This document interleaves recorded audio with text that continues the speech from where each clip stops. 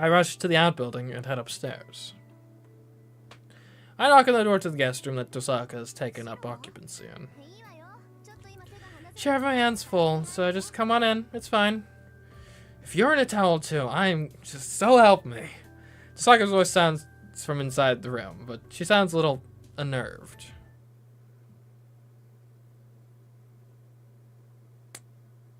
Yeah, somehow it's worse. What is she doing? I walk in to see Tosaka holding a jewel in one hand, a syringe in the other, and a handkerchief in her mouth. I have questions, Tosaka. Hold on, son. She sticks a needle in her arm as she speaks, her mouth full. She draws blood into the syringe. Tosaka slowly drips blood from the syringe onto the jewel, then grips it tightly. A wave of vertigo washes out. Where'd Tosaka go? I can tell it's a ripple of magical energy. Oh, okay, she's back. Even after all that, it's only at 30%. I guess I have to make do with just the 9 I have. Tosaka slumps her shoulders in disappointment and puts the stone back into a jewelry box. Tosaka, I came here to learn from you, as promised.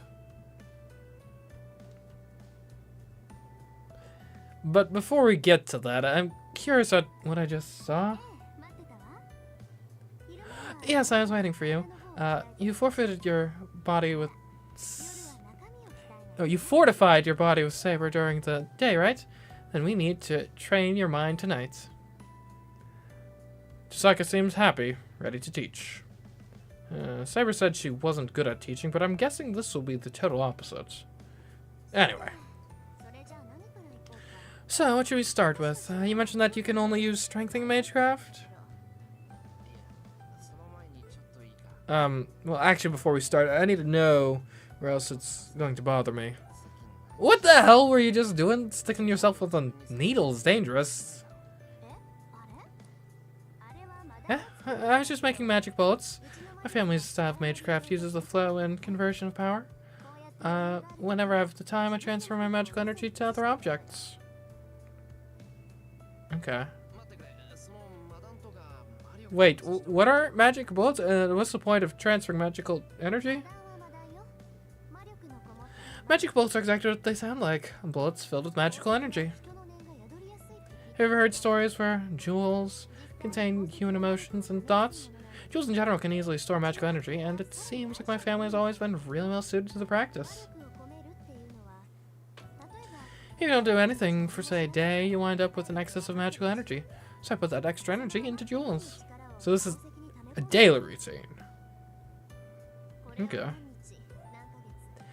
I repeat this for days, months, and even years. And that turns the jewels themselves into CMeeCraft. The jewels obviously have limited capacity, and I can't control magical energy outside of myself.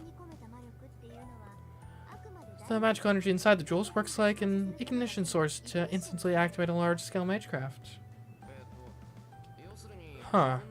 So you're saying you fill these jewels with your own magical energy as a backup? Backup? Like combat support? That's close, but not quite right. It's more like stuffing something into a disposable pack. So it's like you're temporarily expanding a computer hard disk. That's amazing.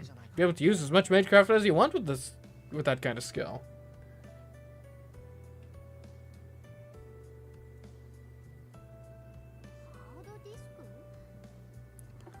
Hard disk?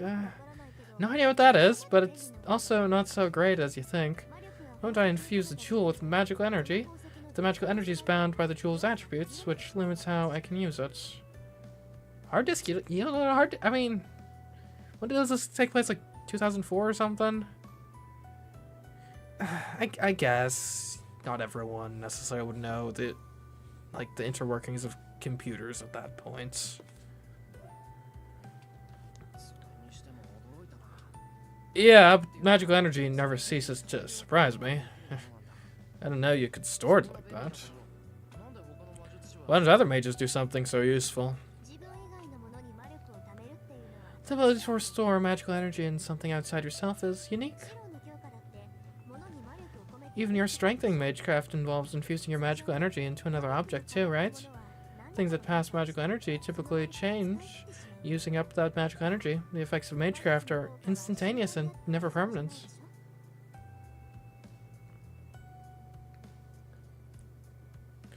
Yeah, I mean, just speaking of time and stuff, it's kind of weird, honestly. Like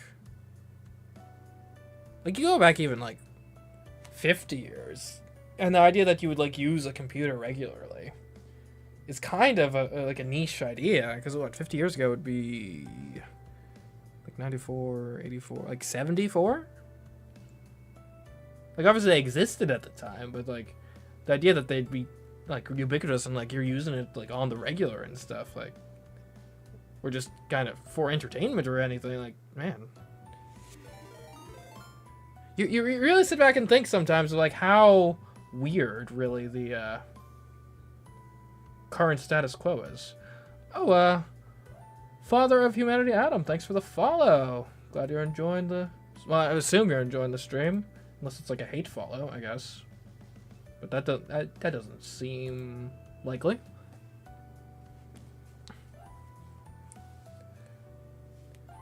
Anyways, even your strengthening magecraft involves infusing your magical energy into another object too, right?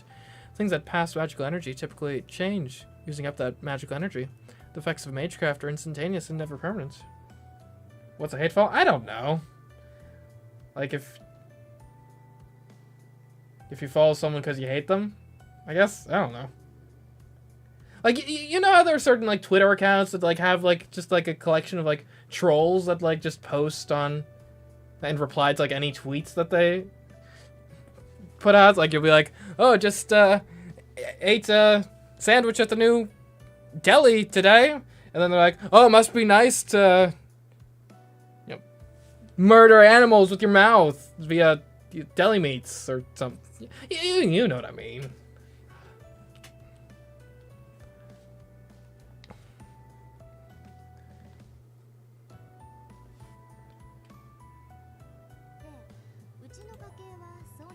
What my family does is make it so that the magical energy flows into jewels where they become permanent objects. But other mages can do something similar to their own bodies.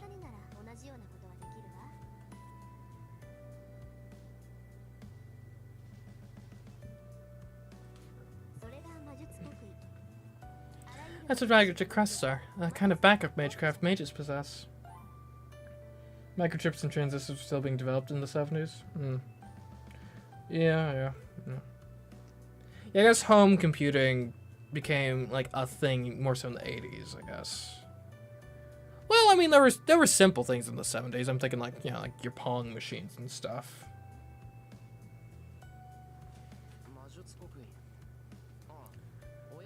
Magic crests. Oh yeah, secrets that parents pass down to their children. Not everything like that. I'm kind of clueless about them. Oh man, so speaking of like old computer stuff though, like I know I've seen a bit of a game that recently came out. It's called like UFO 50 or something. Where it's like, I guess they like made like 50 like almost like NES style games. I've been considering whether or not I should stream it. Might be too late to be relevant on that at this point, but well, it seemed interesting at the very least. But I gotta finish some of the games I'm currently playing first, though.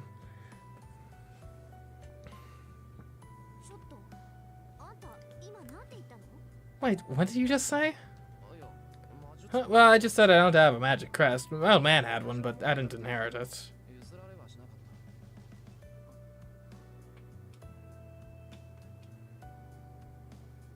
Tosaka catches her breath, but then the next minute she seems to understand.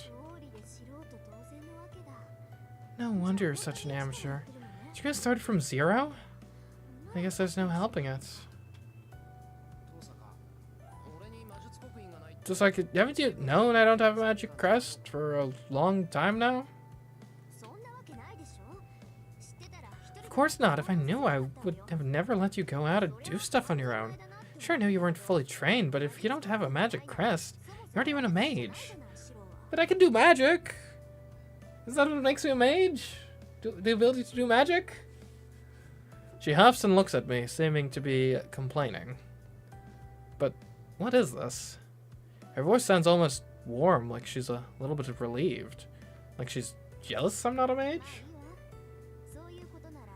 Well, whatever. This just means I have to teach you everything from scratch. But since you know what magic crests are, you know what a mage is.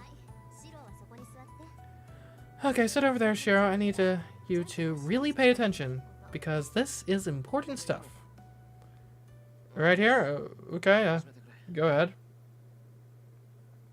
I brace myself and look straight at Tasaka. Tasaka nods approvingly, satisfied by my show of seriousness. I'll start with something simple. You already know that you need magical energy to use MageCraft. You can actually refer to anything that can activate MageCraft as magical energy. Okay. There are endless varieties of magical energy. Some may use MageCraft via their own means, while some may do it by paying a price of some sort. You at least know that, right? Yeah, you're talking about mana and odd. Mana is magical energy that's found throughout the world, while odd is magical energy an individual can create themselves. Yep, good job. Let me start by explaining the types of MageCraft that use mana. Listen, mages who don't have so much history like you employ something that already has taken form to use magical energy.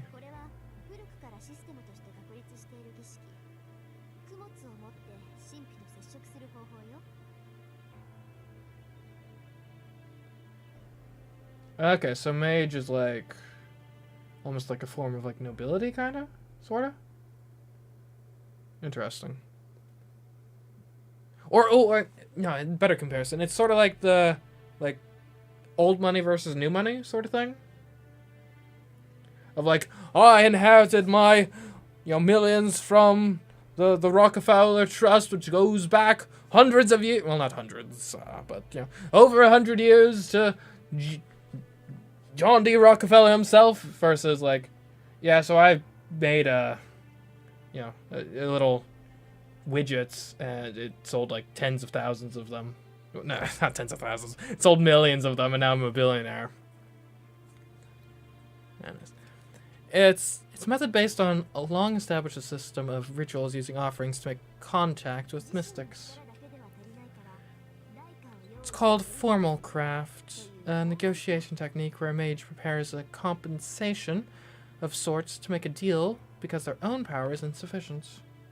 Formal craft, okay. This way, even a caster with weak magical energy can use MageCraft.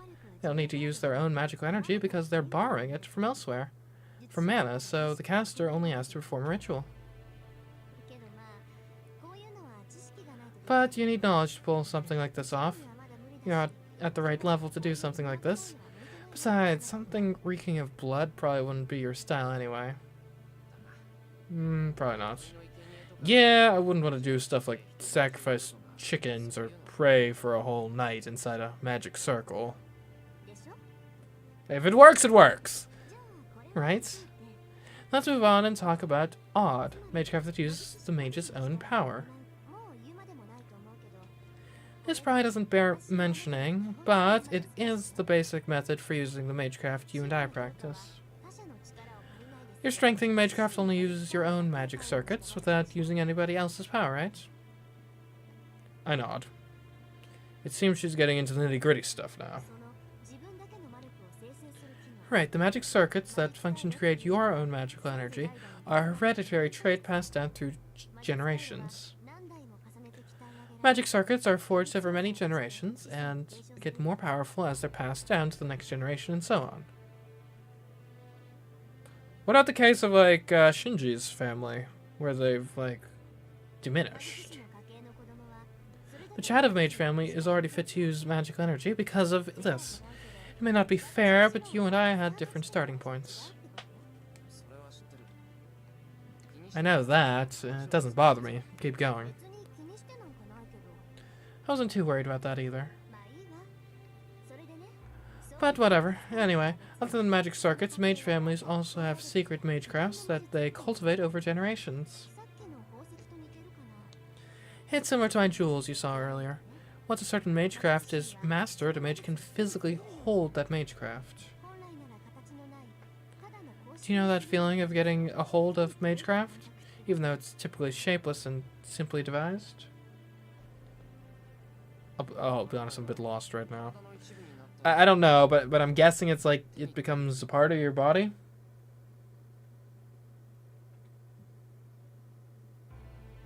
Okay, well, yes, I understand that Shinji's family's magic circuits were diminishing. I'm just kind of curious as to, like, what the mechanism for, like, why that occurred, if, in general, they strengthen over time.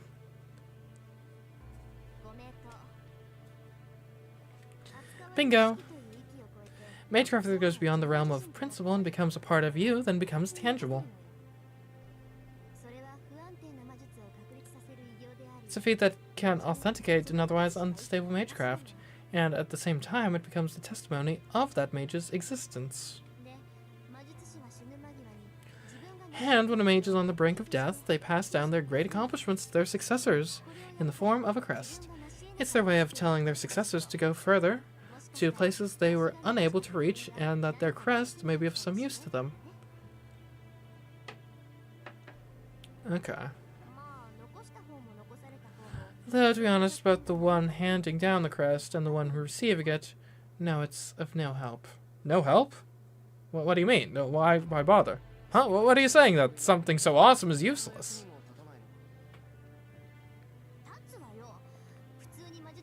It is useful. An ordinary mage would consider a single crest to be like a security blanket.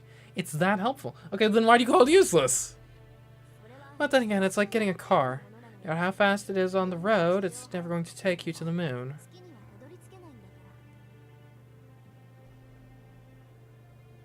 I see, okay. So she's saying, like... It's like you're... So this is saying, like, oh, we're standing on the shoulders of giants. So, like, getting the crest is standing on the shoulder of giants. But the issue is, like, the giant you're standing on has shoulders about yay high, but we're trying to get, like, up here. So, like, it's helpful, but it's still a ways to go, I guess, is what she's saying. Huh? No, trust me, Shiro. We understand, Shiro. Just forget that part. Let's move on. No, I won't forget it. I figured it out. I understand you, Chisaka. You might know this already, but this crest is what's called a magic crest. That of the mage family spends their entire life completing their magecraft and makes it into a crest to pass it down to their descendants. And the descendants completes another magecraft and adds it to the crest, which gets passed down to the next descendant. I see. And I'm gathering from... I assume here that the magic crests are... they're not, like, subdividable, right? It's like it goes to a specific descendant. It's not just, like, all of them or divided between them or anything. We got, like, a primogeniture system going on. The magic crest gets more complex as it passes from generation to generation, but it's also a constraint mages can't escape.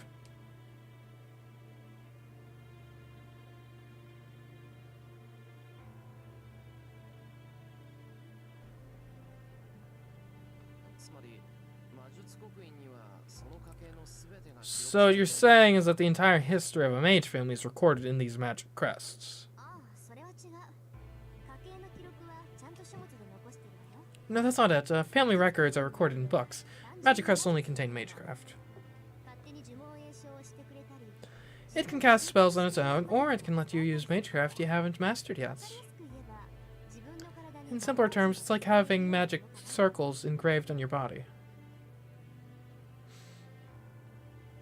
Are those really simpler terms? Yeah, this reminds me of, I was watching just like a video about, like, probabilities or physics or something. Anyways. Or maybe, yeah, I think it was probabilities. Here's the thing, though. Or it might have been explaining quantum mechanics. I don't know. It was something along those lines.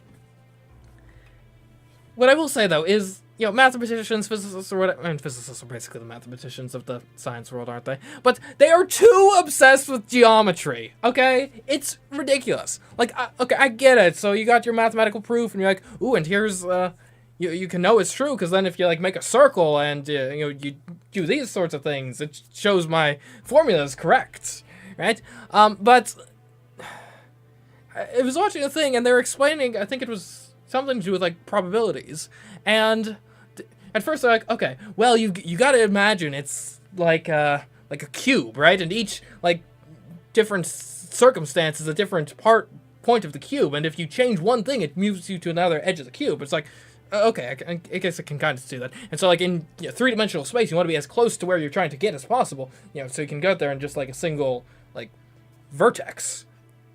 Okay, fine. And then they go on and they're like, okay, so now when we expand the problem, you need to imagine, like, a 23-dimensional cube. It's like, what? How is that supposed to help me? Like, that's... Yeah, look, to put it in simpler terms, just conceive of something that's literally inconceivable in the human mind because we work in 3 dimensions, not 23. It was a bit confusing, needless to say. Like, this is like I'm teaching some basic arithmetic, and I start my explanation with, okay, so imagine you had shorted a company let's suppose you had a leveraged put option on a oil futures. It's like, no, we just start with 1 + 1 is 2 here, okay? We don't need to do all this nonsense. But the triangles, yes, the triangles. Anyways, so the point is geometry is dumb, and we need to stop using it as a crutch in science. Like, if you need to appeal to multi-dimensional shapes that don't actually exist, then you need to be better at explaining stuff.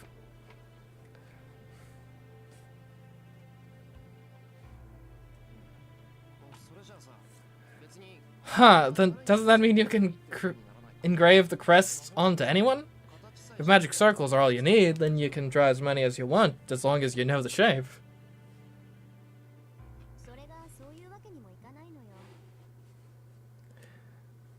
That's not how it works.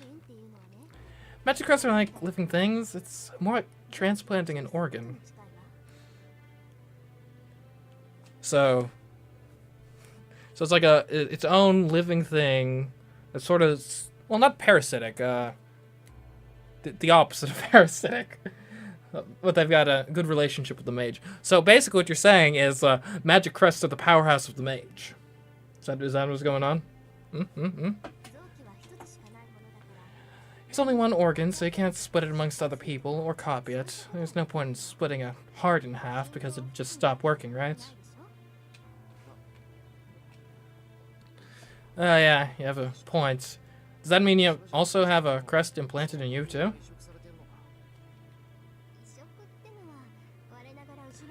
Implanted is a pretty backward way to put it, if I do say so myself. In my case, it's on my left arm. It covers my entire arm from my shoulder to my hand. It doesn't show up as long as I'm not using it, so I don't have to hide it. It's like with command spells. Ooh, can I see it? Sounds like it might look cool. So that's why a mage family only has a single heir. If a family has multiple siblings, typically any not chosen to be the successor would not be taught magecraft, and would instead live an ordinary life. The magic crest can't be passed down to them, so there's no point in them being a mage. Now, don't get me wrong, I understand the logic. Still, though, I mean, you could, like, they could still learn magic and just kind of start at 0 and kind of branch off their own, like, branch of the magic lineage, right? Like, now granted, maybe that's not good for, like, the long-term stability of mage society, if you have just, like, a bunch of, like, splitting houses every single generation, but it could be interesting. Yeah, Shinji said that too. I get it, so that's why Sakura wasn't taught any magecraft. Right, but the Crest inheritance stopped a few generations ago in the Matao family, so I assume Shinji only learned about magecraft. Honestly, those are the most annoying sorts out there. They can't really feel what MageCraft is, but they still try to use it. Tosaka sighs a deep breath, swearing quietly. Well, I was supposed to teach you MageCraft, but we got a little sidetracked. I'll need to come up with a different approach, now that I know you don't have a magic crest. Let's call it a night for now. I'll prepare some things for you tomorrow, so we'll do more then. Oh, I'll just have to trust you then. And, what do you mean you're going to prepare things? Well, would you rather your teacher be unprepared? I mean a lot of things. Since you have no crest, you don't have a switch. I'm going to go in and tamper with your body, so we'll need medicine and other tools. Look, as long as you're qualified, I guess. A switch. I mean, I have a switch. Like, I've got a couple actually. So there's one over here. Like,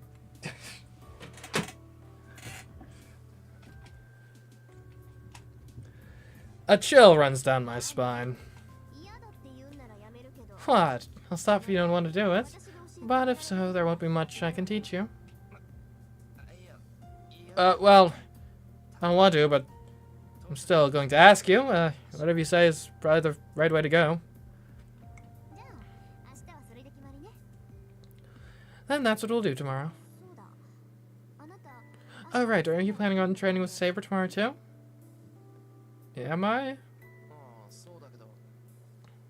Huh? Well, yeah.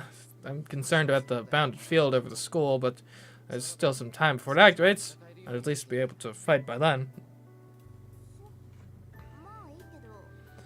I see. Well, not that it's important to me, but it seems like you and Saber aren't getting along. Well, we're fine. I think we've gotten along a bit better since with the sparring and all. Well, that's... We had to talk normally before dinner, but you got all quiet at dinner. Oh, about that, yeah, well, I may have seen her, like, naked, so, well, I mean, there was a towel, but still. I just want to check, are you two getting along? If you do end up bickering during battle, I'm going to suffer the consequences too, you know.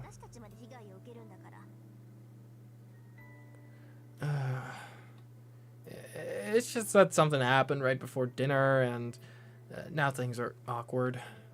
That's all, but I'm not sure if Saber and I are really getting along. When I spent all day dueling her, I think I got a sense of what Saber's like. I trust Saber as an ally. No question about that. But if someone asked me how I feel about Saber in other senses, I wouldn't know how to answer. Because I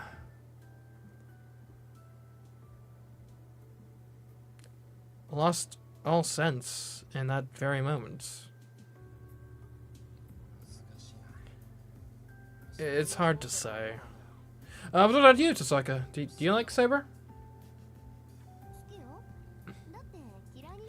I do. There's nothing about her I don't like, really.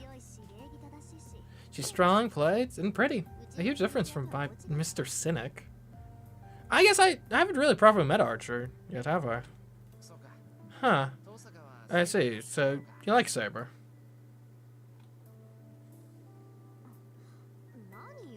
What? All I said was I like more about her than I don't. Quit being so blunt, or you'll make enemies. I refuse. I've never been good with words anyway. I figured as much. I'm never sarcastic or cynical. Why do you think of me as loud and annoying? Why would I think that? I like the way you say things, otherwise I wouldn't feel like it's really coming from you. What? Crap. I might have struck a nerve. Tosaka turns away, pouting. But I have to admit, I feel a little better. Even happy, knowing that Tosaka likes Saber.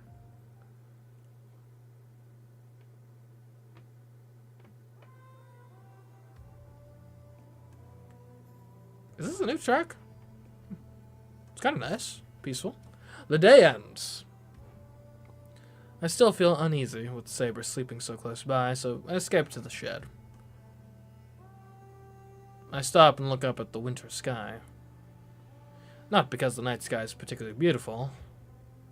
I'm just feeling the winter chill in a daze, doing nothing because it calms me. I don't know how much time passed. I think I hear footsteps in the darkness. Who's there? There's no answer. Footsteps approach and I feel a piercing presence. I crouch, ready to jump back at any time. Hey! I asked who's there. There's no answer. The footsteps never stop, and the person finally appears before me.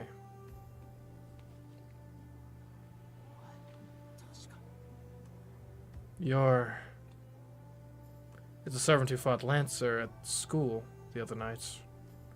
The red-armored knight Saber beat when she leaped over the wall. Are you Tosaka's servant? Archer? The man's lips curve upwards. He smiled. Can I take that as confirmation? Something about him annoys me. For no reason I can really understand, I find myself irritated. I can't make myself like this guy. I've never talked to him before, and he's never attacked me before. But I realize something the instant I see his face. I can't respect this man. Jeez, Shira. It's like, can't put my finger on it, but I hate you. There's no reason for it that I can think of, but he and I aren't going to get along. Yeah, I'm probably not the only one who feels like this. Archer probably feels the same way. Oh, another typo. I doubt he feels... Archer probably feels same way. It should probably be the same way. There must be a total of 3 people in the world with whom I'm just completely incompatible. That's how bad it is. Don't be surprised if he was irritated around me too. What do you want? I thought you were going to stay on guard until your wound sealed up. That is my intention. The moment my wounds heal, I'm putting an end to this ridiculous alliance you two formed. So I've remained a spectator all this time, since I believed there was nothing for me to say to you. Don't let me stop you from spectating, then. There's nothing I want to talk to you about either. As much as I would like to do that, there is just one thing I cannot overlook.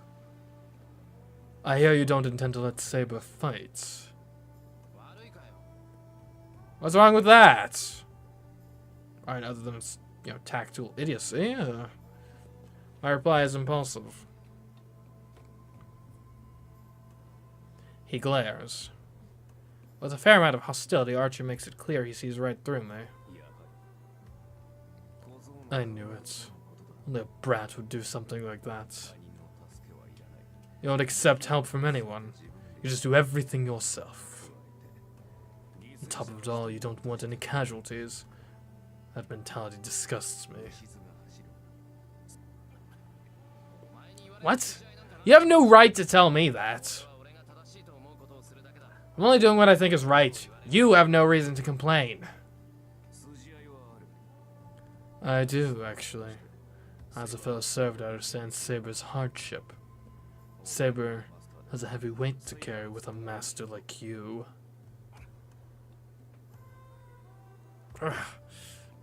He's not lying. But what really ticks me off is that I didn't want to hear this from him, of all people. Screw you! I'm not a burden, Saber. I'm gonna fight in her place, so there shouldn't be a problem. Shira's delusional. So delusional. Are you saying she won't get hurt as long as she doesn't fight? Servants only exist to fight. Forbidding her to fight is blasphemous. Though I doubt there's any point telling you that. Having said what was on his mind, Archer falls silent. A few minutes pass. The two of us just stare at each other. I gulp. His cold stare seems to be trying to probe my insides. And then suddenly... So, what's your plan, Master of Saber? The Red Knight seems calm as he asks this question. What do you mean? Do you really expect to end this war without fighting? Do you really think you'll never fight or kill anyone? I never said I won't fight. I'll fight if I need to fight. I see. But you won't kill anyone you fight. Yeah, I got a problem with that. I have no intention of butting into your moronic reasons for doing what you do. I don't have the time, and I'm just not crazy enough to try. Archer turns his back to me. Don't get things confused, though. This champion of justice you're pretending to be? Nothing more than a cleaner. You should know that only the survivor is going to have a chance to save anyone that way.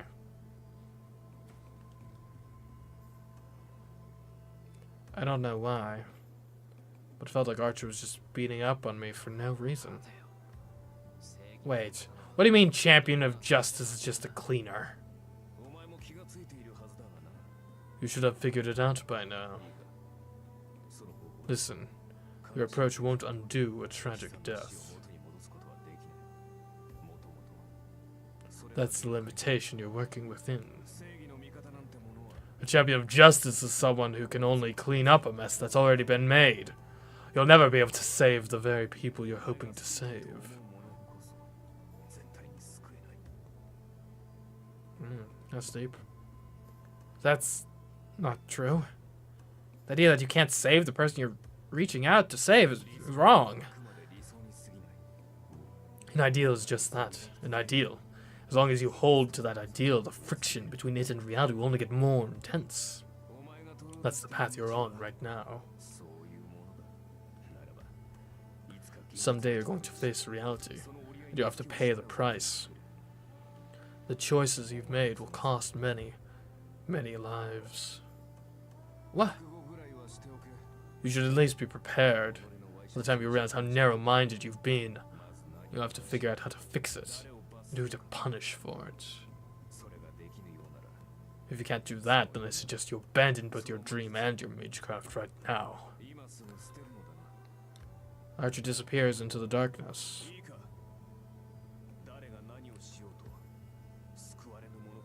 Listen, no matter what anyone does, there will always be those who can't be saved. All your ideal will let you save is the ideal itself.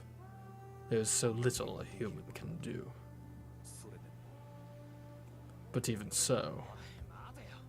Hey, wait! What the hell are you trying to say? My question is swallowed up in the darkness. Archer's already gone. I'm just asking to empty air. What the hell's with him? He just showed up, unloaded a bunch of crap on me, and disappeared. He's telling me that my thinking is too idealistic? And I'm gonna suffer for it soon? How can I decide something is wrong before I've even tried it? I'm ready. If I'm wrong, I'll just have to pay for that mistake with my life. That's my resolve as a mage. Archer doesn't have to remind me that. I really can't stand that guy.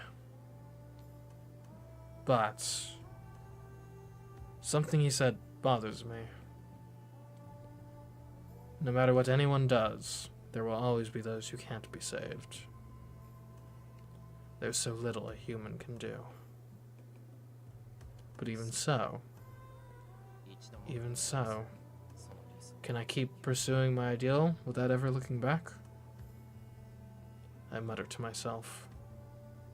I felt like that's what Archer wanted to say.